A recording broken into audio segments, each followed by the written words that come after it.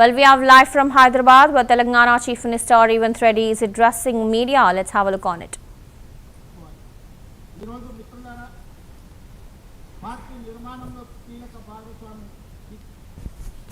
నిర్మించడంలో ముందు ఉండండి. ఇయాల కాంగ్రెస్ పార్టీ జాతీయ స్థాయిలో సంక్షేమ పథకాలు కావచ్చు, ఆడబిడ్డలకు ఉచిత ప్రయాణం కావచ్చు, లేకపోతే ఆడబిడ్డలకు రుణమాఫీ 0% వడ్డీ కావచ్చు. ఈరోజు నిరుద్యోగ యువకులకు సంబంధించి దేశంలోనే మొదటి సంవత్సరంలో 60,000 ప్రభుత్వ ఉద్యోగాలు ఇచ్చిన రాష్ట్రం ఏదైనా ఉంది అని అంటే అది తెలంగాణ రాష్ట్రం. మన కాంగ్రెస్ పార్టీ అధికారంలోకి వచ్చిన తర్వాతనే సాధ్యమైంది.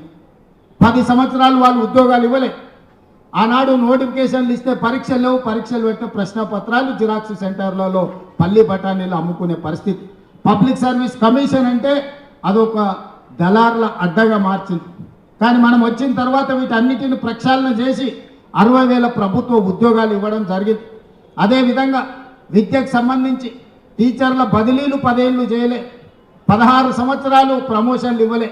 మనం అధికారంలోకి వచ్చిన ఎంబడే 35,000 మంది టీచర్లను బదిలీ చేసినాం, 22,000 మంది టీచర్లకు ప్రమోషన్లు ఇచ్చినాం, 11,000 మంది టీచర్లను నూతన నియామకాలు చేపట్టి విద్య మీద ఫోకస్ పెట్టి పేదవాడికి విద్యను అందించాలి, ఈ దేశ భవిష్యత్తు తరగతి గదుల్లో ఉంది అని చెప్పి ఈరోజు కాంగ్రెస్ పార్టీ నిర్ణయం తీసుకున్నది.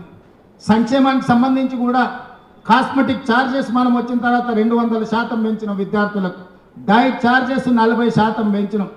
రైతు రుణమాఫీ గురించి, రైతు భరోసా గురించి బట్టి గారు చెప్పిండ్రు. ఒక్క మాటలో చెప్పాలంటే 18 నెలల్లో రైతులకు 1,04,000 కోట్ల రూపాయలు ఖర్చు పెట్టిన ప్రభుత్వం దేశంలోనే కాంగ్రెస్ పార్టీ తెలంగాణ ప్రభుత్వం.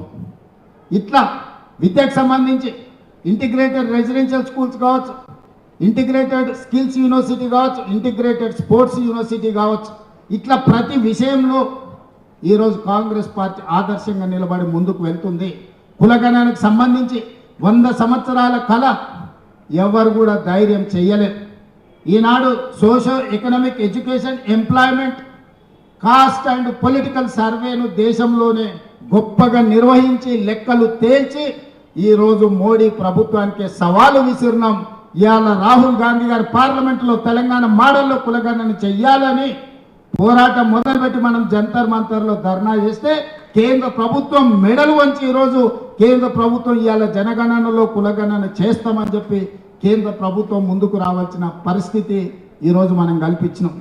అదేవిధంగా మాదిగ ఉపకులాల వర్గీకరణ మీకు తెలుసు. 30-35 సంవత్సరాల నుంచి పోరాటాలు చేస్తున్నారు వాళ్ళు. ఎంతోమంది అందులో ఎన్నో త్యాగాలు చేసి అలాంటి సమస్యకు శాశ్వత పరిష్కారం చూపించి ఈరోజు ఎస్సీ ఉపకులాల వర్గీకరణను దేశానికి ఆదర్శంగా ఉండేటట్టు ఈరోజు తెలంగాణ ప్రభుత్వము నిర్వహించి ఈరోజు మనం ముందుకు వెళ్తున్నాం.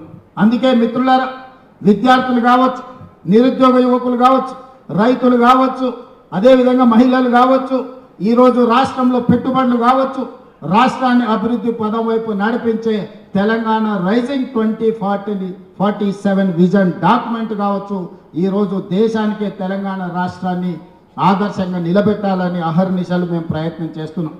ప్రభుత్వం నడిపించే సమయంలో కొంత ప్రభుత్వ నిర్వహణలో మేము కొంత సమయం ఎక్కువ ఇచ్చి ఉండొచ్చు. అందుకే ఈరోజు మీ అందరి మీద బాధ్యత ఉన్నది, ముఖ్యంగా అధ్యక్షుడి మీద బాధ్యత ఉన్నది.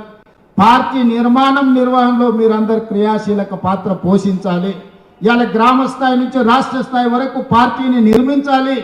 ఈరోజు ఈ దేశానికే కాంగ్రెస్ పార్టీ తెలంగాణ రాష్ట్రం ఆదర్శంగా ఉండాలి. ఈ బాధ్యత మీరందరూ నిర్వహిస్తారని నేను సంపూర్ణంగా విశ్వసిస్తున్నా.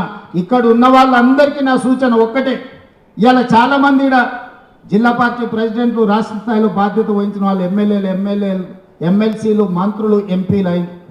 రేపు భవిష్యత్తులో కూడా పార్టీ పదవే కదా అని చిన్న చూపు చూడకండి. ఈ పార్టీ పదవే మిమ్మల్ని పెద్ద నాయకులుగా తీర్చిదిద్దుతుంది, గొప్ప అవకాశాలను అందిస్తుంది.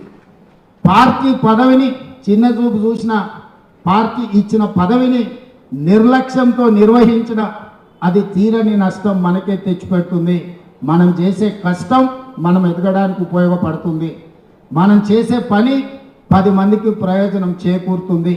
అందుకే ఈరోజు మీ పదవులు వచ్చిన వాళ్ళందరికీ వచ్చే ప్రభుత్వంలో 2029లో రెండోసారి ఏర్పడబోయే ప్రభుత్వంలో ఈరోజు పార్టీ పదవులు ఉన్న వాళ్ళకి చాలా మందికి అవకాశాలు వస్తాయి. డీలిమిటేషన్ జరగబోతుంది, సీట్లు పెరగబోతున్నాయి, మహిళా రిజర్వేషన్లు రాబోతున్నాయి, మా ఆడబిడ్డల అవకాశాలు పెరగబోతున్నాయి, జమిలీ ఎలక్షన్లు కూడా తెస్తామని చెప్తున్నారు. ఇవన్నీ రాజకీయ అవకాశాలను పెంచుతాయి. మరి ఆ సమయానికి మీరు రెడీగా ఉండాలి. మీరు సమయం వచ్చినప్పుడు మీరు సిద్ధంగా లేకపోతే బట్టలు డ్రై క్లీన్లో ఉన్న ఇస్త్రీ బట్టలు తెచ్చుకుంటామని అటే పోయినంటే బీఫామ్ మీ దగ్గరికి రాదు. మీరు ప్రజల దగ్గర ఉండండి, ప్రజల సంక్షేమం కోసం పనిచేయండి, తెలంగాణ అభివృద్ధిలో భాగస్వాములు కాండి. తప్పకుండా ఈ పార్టీ ఈ ప్రభుత్వం ప్రజలకు మేలు చేస్తుంది. మీరందరూ కూడా మాతో నడవాలి. ఇంతకుముందు పిఎస్సిలో మహేష్ గౌడ్ గారు ఒక మాట చెప్పింది, ఈ 18 నెలల పరిపాలన ఒక గోల్డెన్ పీరియడ్ అని. ఈ గోల్డెన్ పీరియడ్ని ప్రజల దగ్గరికి తీసుకెళ్ళాలి. పనిలో మేము నిమగ్నమైనం. ప్రసార సాధనాలు మనకు కొన్ని సహకరిస్తే కొన్ని సహకరించవు, కానీ ప్రజలకు ప్రభుత్వానికి అనుసంధానంగా మీరే పని చేయాలి. గ్రామాలలో ప్రభుత్వం చేస్తున్న పనులను చర్చకు పెట్టండి. 10 సంవత్సరాల వాళ్ళ పరిపాలనను 18 నెలల మన పరిపాలనను అంచనా వేయమనుంది. మీరు సవాల్ చేయండి సూటిగా, మీరు లెక్కలు తీసుకోండి, లెక్కలతో మనం జవాబిద్దాం.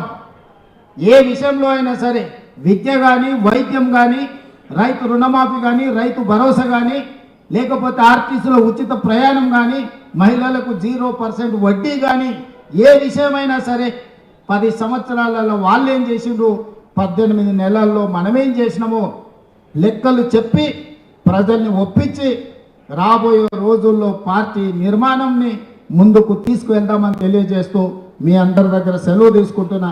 మరొక్కసారి నూతనంగా బాధ్యతలు చేపట్టిన వాళ్ళందరినీ కూడా మనస్ఫూర్తిగా అభినందిస్తున్నాను. ధన్యవాదాలు మిత్రులారా.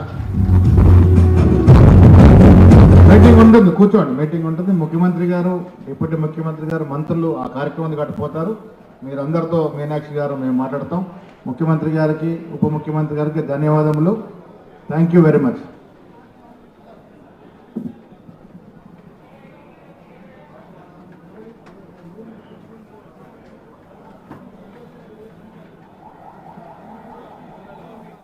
దళారుల అడ్డగా మార్చింది.